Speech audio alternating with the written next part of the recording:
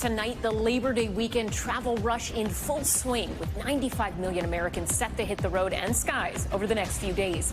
TSA says they plan to screen 14 million people at U.S. airports through Tuesday, capping off a busy summer in the skies that was also met with several close calls between airplanes, including another one just today. A Delta flight forced to divert a landing at the last minute in D.C. But while Labor Day may be the unofficial end of summer, dangerous heat is expected in parts of the country, with some cities in the Dakotas bracing for triple-digit temperatures, and rip currents could pose a risk to beachgoers along the East Coast. Bill Cairns will have the details. Cleanup underway in Florida after Hurricane Idalia leveled homes and businesses along the state's Big Bend. President Biden expected to visit the area this weekend, but now another emergency brewing. FEMA warning it only has enough disaster relief funding for a few more weeks. So what does that mean for residents impacted by Idalia? Disturbing video out of Ohio. Police body cam footage showing an officer fatally shooting a pregnant woman who was accused of shoplifting after her car moved forward. The deadly encounter unfolding in less than 30 seconds. The outrage tonight from the victim's family after that officer was placed on administrative leave. Overseas, a rare show of defiance in Syria. Hundreds of protesters calling for the country's president to step down. Why they say conditions there have become unlivable. Plus, the heart-stopping dashcam footage showing an officer in Washington driving through a wildfire as flames engulfed the area around him. The moment he made it to the other side.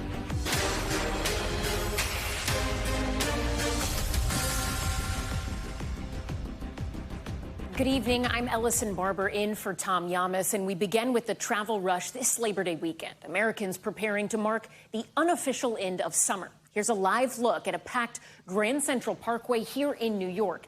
Similar scenes playing out on highways across the United States, with today expected to be the busiest travel day of the long weekend. And here's a look at some of the numbers. 95 million Americans set to travel over the next few days.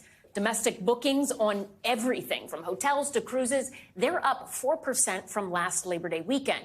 And international travel, that is up a whopping 44% from this time last year. That means many people are flying. TSA says they are planning to screen 14 million travelers through Tuesday. For those of us staying in the U.S., AAA says Seattle is the top destination this Labor Day weekend, thanks to booming demand for Alaska cruises. Other popular U.S. cities include Anchorage, Orlando, New York, and Las Vegas. But do not forget to pack sunscreen, because sweltering heat, that's going to settle in this weekend over most of the country. Triple digits expected in the upper Midwest. Bill Cairns will have more on that in just a moment. We begin tonight with Emily Aketa. The last big getaway of the summer is here, capping off a record-breaking season for air travel, marred by a series of close calls. The latest coming today at Reagan National Airport, when an air traffic controller canceled a Delta flight's landing because another aircraft was still taking off from the same runway. The FAA now investigating. We've seen a noticeable increase in serious close calls, and the only acceptable number of these is 0. Though Transportation Secretary Pete Buttigieg also pointing out passengers are facing fewer cancellations than earlier this summer and last year, when air travel was bogged down by bad weather, air traffic delays, and staffing shortages. The cancellation rate so far in 2023 is at 1.6%, which is a full percentage point better than last year. TSA screened a record 227.5 million passengers since Memorial Day weekend, and airports are bracing for another 14 million over the next few days. I have never seen a line at an airport this long, literally in my entire life. From flights to hotels, rental cars, and cruises, bookings are up within the U.S. and abroad, with a stunning 95 million crisscrossing the country. The rush driving backlogs around major cities, and this deadly tractor-trailer crash on I-81 in Maryland. Then we're actually going to go back on Sunday, so we're not dealing with the Monday traffic. Avoiding long lines in this blockbuster summer of travel. Emily Aketa joins us now from Newark Liberty International Airport. Emily, I want to go back to those close calls. Have officials said anything about why we seem to be seeing more of those? Well, the Transportation Secretary addressed this earlier today, and he said there's not a single issue leading to the increase, and he does acknowledge increase in close calls in this very busy travel season. He says there's been issues with pilots, with ground crews, with air traffic control. So as a result, they're doing a number of things looking to improve those numbers, including investing in designs to prevent the number, or reduce rather, the number of runway crossings. Also looking at how technology could potentially help, Ellison. And Emily, you mentioned in your report there the passengers so far seem to be avoiding the travel nightmares we saw earlier in the year. Are airlines doing anything differently to handle this weekend's rush?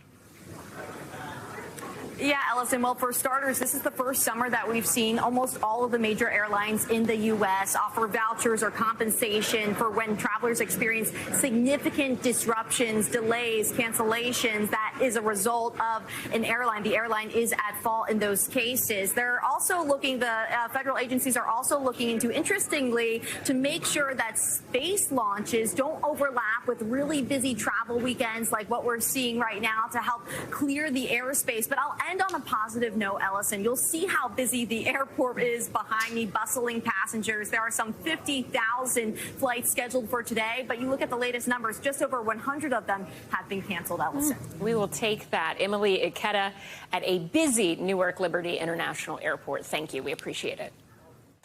And summer travel, it is not the only thing heating up this Labor Day weekend. Temperatures across the country threatening to hit record highs as a holiday heat wave is set to scorch millions. So let's get right to NBC meteorologist Bill Cairns, who joins me now in studio.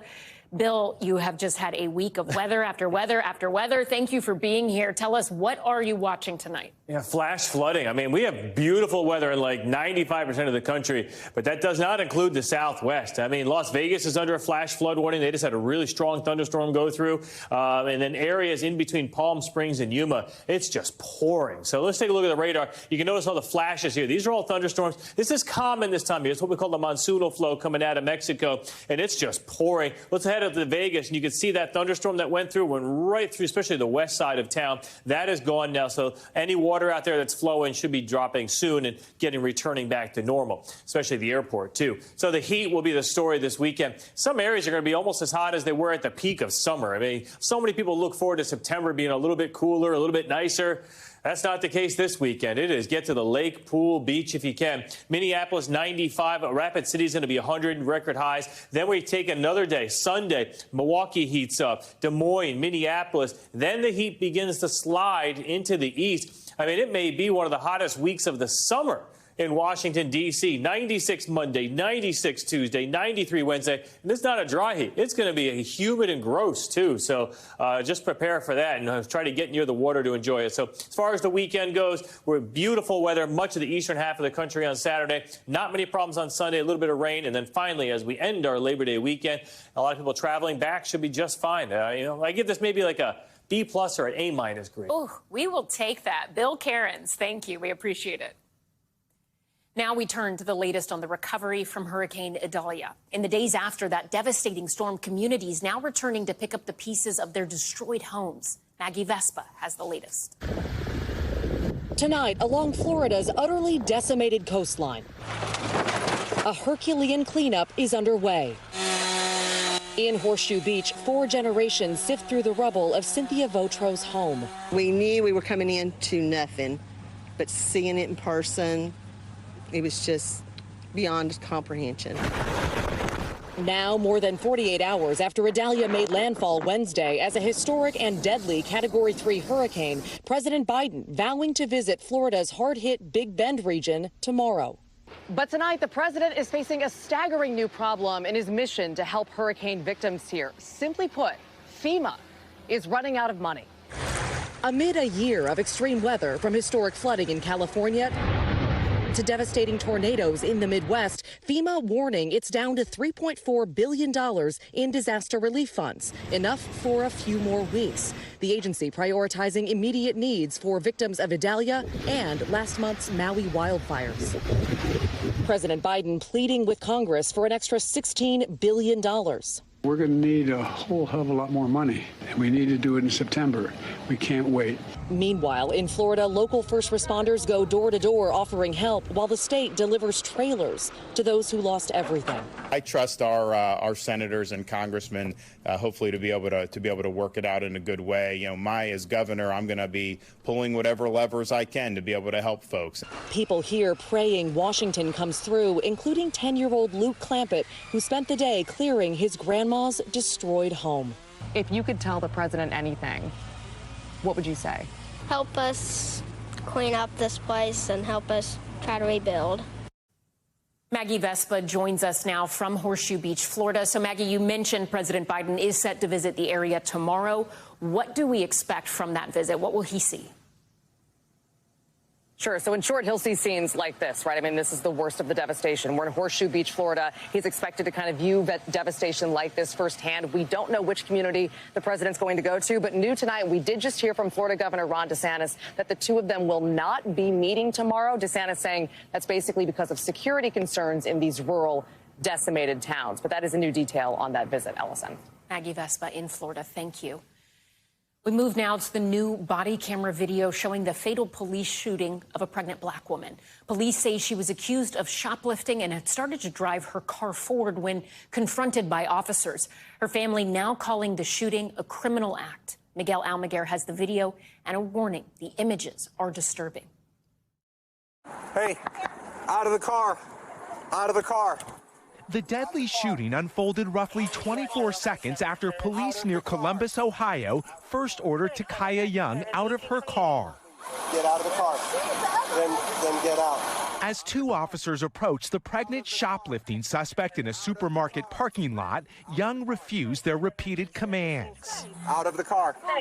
They said, you stole stuff, do not leave. Get out of the car.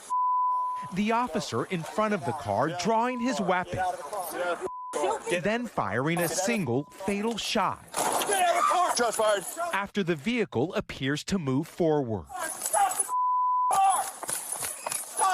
Young was taken to a hospital where she later died. The Blendon Township police chief says his officers were assisting on another call when grocery store employees told them Young had shoplifted. Despite being ordered to get out of the car more than a dozen times, she refused to do so. The woman put the car in gear and accelerated forward. But Young's family attorney says the 21-year-old pregnant mother of two was gunned down in a criminal act. You see Takaya turn her wheel before the car even begins to move. So it shows there was not an intent on Takaya's part to hurt this officer. Officers are not allowed to use deadly force because a suspect did not comply, especially one that is not armed. The Ohio Bureau of Criminal Investigation is conducting their own independent probe. The officer who fired the single shot last week was placed on administrative leave. A fatal encounter outside a grocery store as investigators work to determine who's to blame. Miguel Almaguer, NBC News. Miguel, thank you. And for more on this story, I want to bring in former Miami Police Chief George Colina. Chief Colina, thank you for being with us. I want to show some of this video again, just so we can make sure that we are talking about what we've seen, but we want to be careful with it and not show it too often. But as we're watching this video together here, you see at the start of this video, officers approaching, having some sort of conversation with her. When you are watching this, see that officer there pulling out? We know he was giving commands. He pulled out his weapon. It appeared to be pulled out fairly quickly here. How are officers trained to approach a running car? You had one on the side there and then one go around to the front. Why would an officer do that? Is that trained? That's not following proper procedure protocol. So the backup officer's job is to absolutely go to the passenger side, right? So the first officer is going to engage the driver, be able to communicate, give commands, make eye contact, etc. The second officer should go around to the other side so he can look in the car and make sure that there's no danger there, that someone's going to reach for a weapon, etc. That is what is pretty universally trained to do. Go to the passenger side. You are there to support the first officer. So that's the first part that's curious, is why did you not go to the other side to back up the primary officer? The second part is that you're really not trained to get in front of a car that's running. You're always trained to try to mitigate risk and quite frankly, danger to yourself. So there's that aspect of that. Then there's also the issue of how quickly that officer in the front and also on the side drew their weapons. When are officers, police officers, typically trained to pull out a firearm? You're going to pull out your firearm if you believe that you are in danger, an imminent threat to yourself or to someone else. What's going to be complicated here for the officer that fired is that he essentially placed himself in a vulnerable position, right? He chose to get in front of that car that's moving. Even if the driver doesn't intend to put the car into gear, that could happen, right? I'm not saying that's the case here, but that's why you wouldn't do something like that. When you draw your weapon, there's a clear escalation. Ideally, he does not put himself in that position and they continue to communicate with the driver. She pulls her window down, right? So there's some level of communication now that's starting to happen. That was not the proper position. That officer is going to have to explain why did he place himself in front of that car. The attorney makes a good point. She is rotating the steering wheel, right? So it does not appear like her intent is to harm the officer. It appears that her intent is to try to get away from the officers. Two very different things. You know, Chief Colina, this was all allegedly over a shoplifting accusation. Should that fact have changed the level of aggression from the officers here? I mean, as far as we know, no one reported that Takaya was violent or armed. Today, many chain stores are told not to even call police over shoplifting. Should this have ever been dealt with in this manner when allegedly it was what seems like a fairly small amount of shoplifting, if it happened at all? Ideally, no, that's not the way that it's handled. And it's not to Monday morning quarterback, right? Or use clarity of hindsight. But ideally, you're telling that person, listen, you need to step out of the car. We're going to be able to work this out, right? Let's find a solution to what's happened here. To kind of give them that out of, okay, this isn't the worst thing in the world that's happened, that the police has, found me out if she did, in fact, shoplift. So the fact that you're raising your voice, there's a second officer, you're yelling commands, you pulled your weapon, that typically isn't going to end well. Ideally, they would have said, step out of the vehicle. And quite frankly, if she chooses to not step out of the vehicle and to drive away, record the tag, you get behind her, activate your emergency equipment, hope she then pulls over. But certainly you don't want to put yourself in harm, the officer. And you certainly don't want to escalate that to where someone could be harmed on what is a property crime. I'm not minimizing the theft. I'm just saying that you're the one with the training and you're the one that has to make the proper decisions. All right. Former Miami Police Chief George Colina, thank you for being with us. We appreciate your insight and analysis. Anytime else. Now to the urgent manhunt underway for a convicted murderer in Pennsylvania. Police searching for the escaped inmate who they say is extremely dangerous as questions grow over how he managed to break loose in the first place. Gabe Gutierrez has more. Tonight, an urgent manhunt is underway for a convicted murderer who's on the run. Police say 34-year-old Danilo Cavalcante somehow escaped Thursday from Pennsylvania's Chester County Prison, about 30 miles west of Philadelphia. This man is very dangerous. If you see him, don't approach him and call 911. In 2021, the 5-foot-tall Cavalcante stabbed his former girlfriend more than 30 times, killing her in front of her children. A jury took just 15 minutes to convict him, and last week he was sentenced to life in prison without parole. Investigators say he's also wanted for a 2017 homicide in Brazil. It's not clear how he escaped. We have no evidence at this time to suggest that he had help from anyone.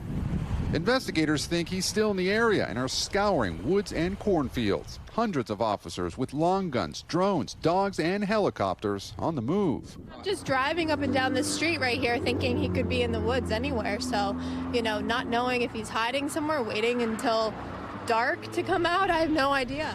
Nearby schools on alert. Everyone was trying to contact us and see what's going on, and just can't believe this is going on. Police believe Cavalcante could be trying to head south to Mexico, and tonight there's a new $10,000 reward for information leading to his capture. Gabe Gutierrez, NBC News. Next to Texas, where a new law went into effect today blocking gender-affirming care for minors in the state. The legislation drawing protests throughout the summer and causing some families to leave that state entirely. NBC's Noah Pransky has the latest.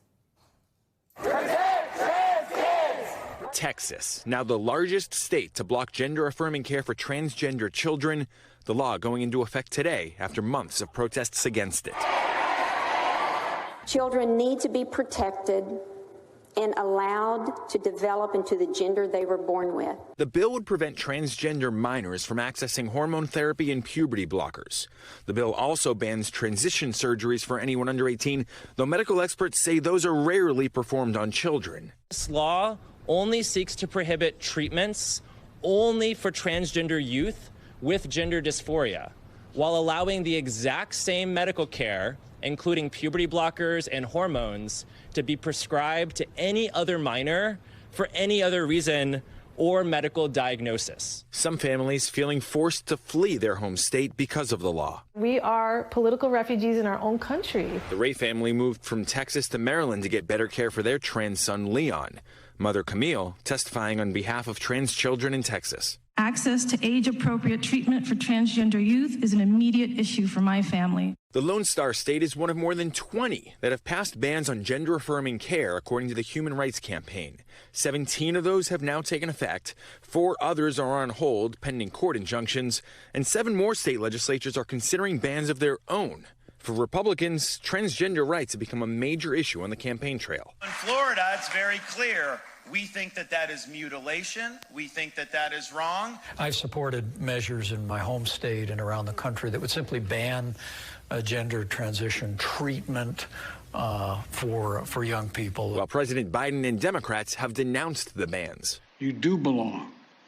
And I want you to know that as your president, all of us on this stage have your back. With nearly half of U.S. states having now passed such legislation, researchers estimate about 150,000 trans children are without access to the care that major medical organizations recommend. A political debate with real-world implications. Noah Pransky joins us now in studio. Noah, we have heard a lot of politicians talk about this legislation, but what do medical associations actually have to say about it? There is far less debate there. A lot of consensus, actually. The American Academy of Pediatrics, the American Medical Association, they all say that this kind of treatment is beneficial for kids suffering and diagnosed with gender dysphoria. The consensus is that it can address mental health, it can help save lives. According to the Trevor Project, transgender and non-binary kids are twice as likely as their cisgender peers to take their own lives. Noah Pransky, thank you for bringing us that important report. We appreciate it. Still ahead tonight, a wild end to a police chase in Florida. A car fleeing from officers slamming into another car and then flipping over. What the teen suspects inside that car were accused of. Plus, a dash camera rolling as a Washington deputy drove through a wildfire. Flames getting closer and closer to his car. His reaction when he finally made it out alive. And 85,000 Boone high chairs are being recalled. They've already led to nearly a dozen injuries. What parents of young children need to know. Stay with us.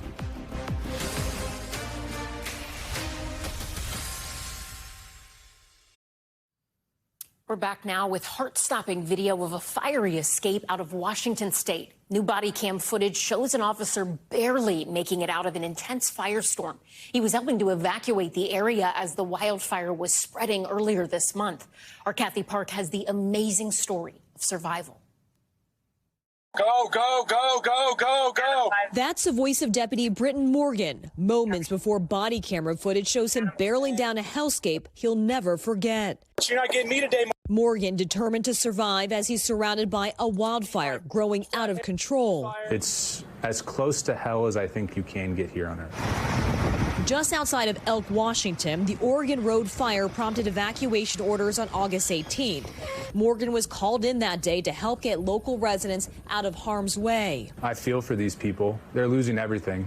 Actively in front of them, they're losing everything. And there's nothing they can do to stop it. But after pleading with one person trying to salvage what he could, do you have a right at least? Deputy Morgan quickly finds himself in imminent danger as the winds begin to shift. My whole mind was just get out of here and then try and get everybody else out of here too. He rushes back to his patrol car.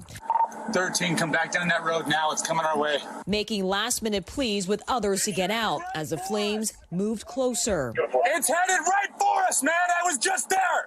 Still facing resistance, he issues this warning for those staying behind. Unless you want to die. He then has no choice but to save himself and heads off into thick smoke following the overhead lights of his partner's car. It was like opening up like an oven door. He recalls feeling the intense heat as the flames spread on the street to the trees, appearing to be on the verge of collapsing. I don't want to die in this.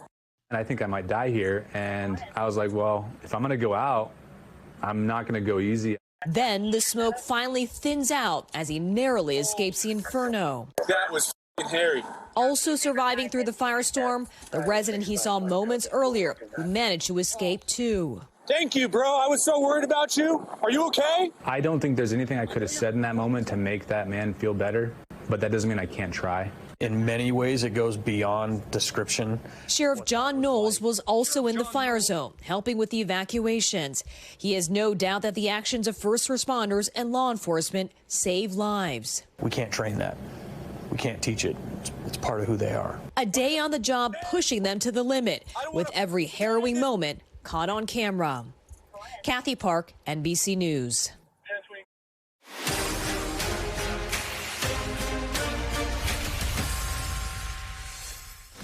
Back now with Top Stories news feed, and we begin with an update on a story we first brought you last night. Police have charged 5 Georgia teenagers with criminal trespassing after they allegedly played a ding-dong ditch prank on the home of William Cole. As we reported, Cole is also charged in the case after investigators say he chased down the teens and choked one of them. A dramatic end to a police chase caught on camera in Florida. Surveillance video shows the moment a car slams into another vehicle in Fort Lauderdale, causing it to flip over. Officials say the 4 teenage suspects inside the car were wanted in connection to a kidnapping and were attempting to flee. They were all taken into custody and then taken to the hospital. The other driver also taken to the hospital. No word yet on their condition. A consumer alert tonight, 85,000 Boone high chairs have been recalled. The U.S. Consumer Product Safety Commission says a bolt can come loose, causing the chair to fall. So far, nearly a dozen injuries have been reported. The recalled chairs include all Boone Flair Elite high chairs and any Boone Flair high chairs manufactured before September 2016. The products were sold at major retailers, including Amazon and Target. Now to politics and the renewed health concerns for Senate Republican leader Mitch McConnell after a scary moment earlier this week when he froze for more than 30 seconds while taking questions from reporters. As NBC's Ali Vitale explained, some in his own party are now questioning whether or not he's fit to serve.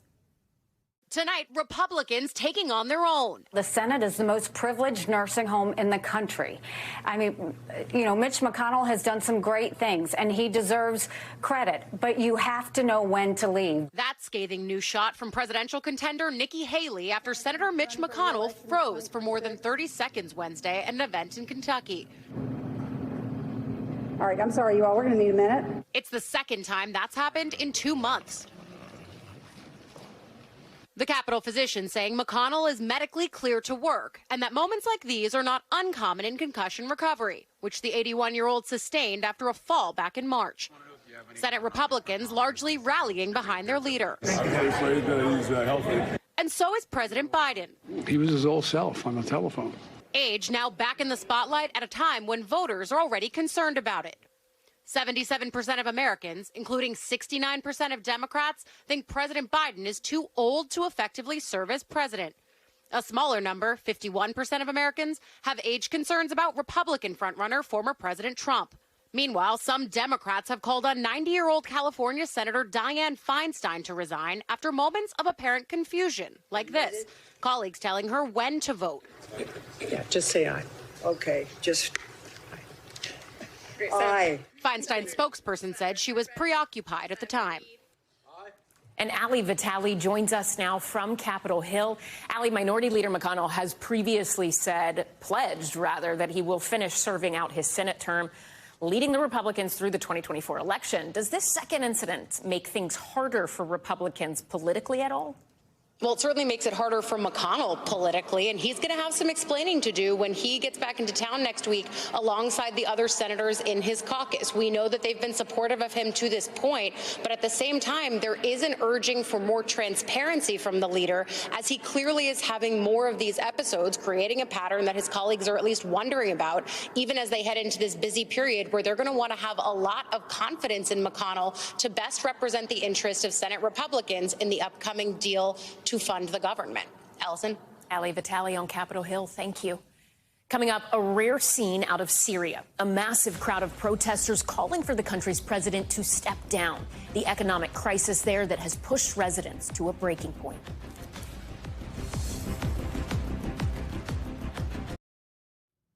We're back now with a string of protests in Syria amid a crippling economic crisis in that country. Demonstrators demanding an end to the regime of President Bashar al-Assad, a ruthless dictator known for violent crackdowns against his own people. Tonight, hundreds are speaking out in defiance and demanding their freedom. Tonight in Syria, a rare show of defiance against a brutal regime. Hundreds taking to the streets, calling for the ouster of the country's president, Bashar al-Assad.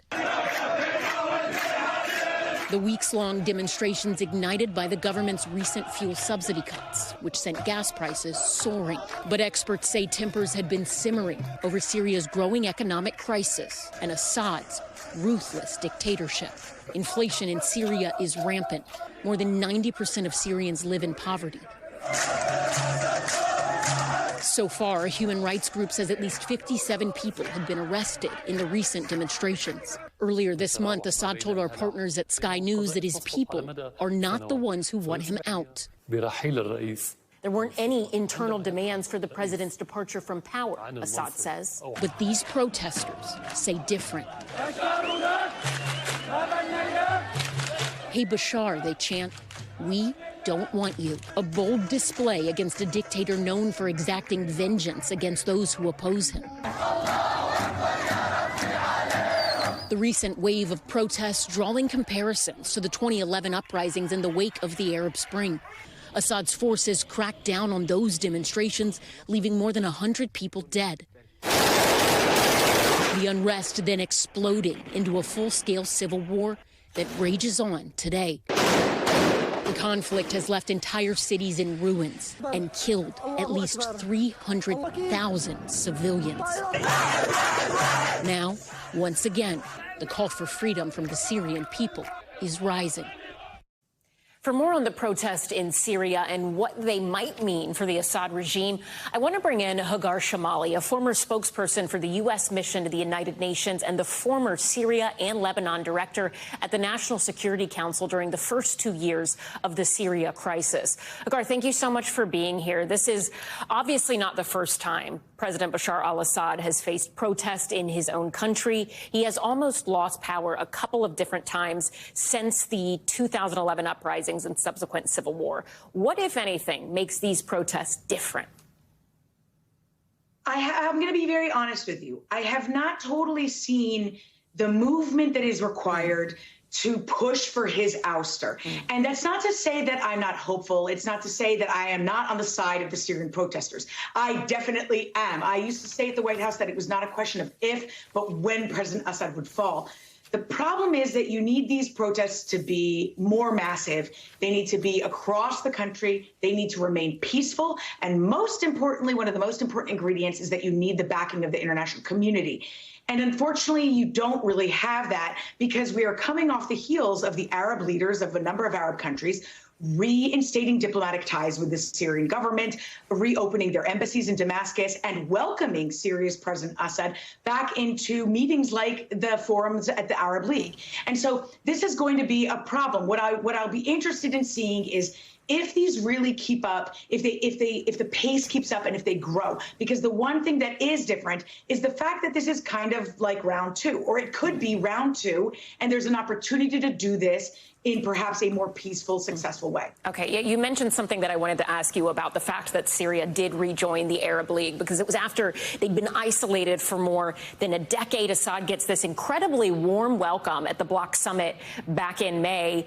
There's kind of a side discussion to be had as to why that happened. In part, there's been talk that some of the members in the Gulf state were hoping that he would do more to help them deal with the flow of an amphetamine-type drug, Captagon, that is mass-produced in Syria.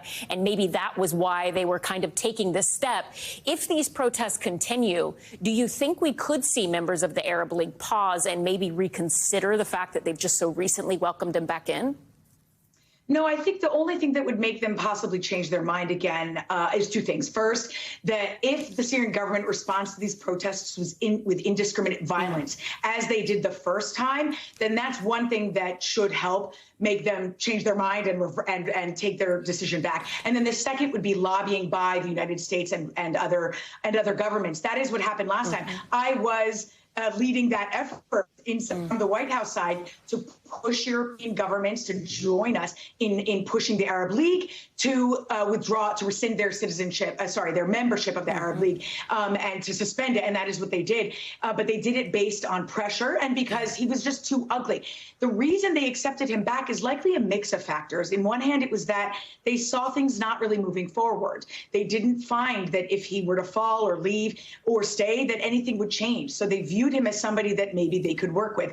If you ask me, I bet that there's also investment desires there, that the Gulf countries would like to invest to rebuild parts of Syria or Damascus, and so they had that interest as well. So all of that is at stake. In order for this to happen, you needed to go down this path where there's use of violence, repression, detentions of innocent protesters.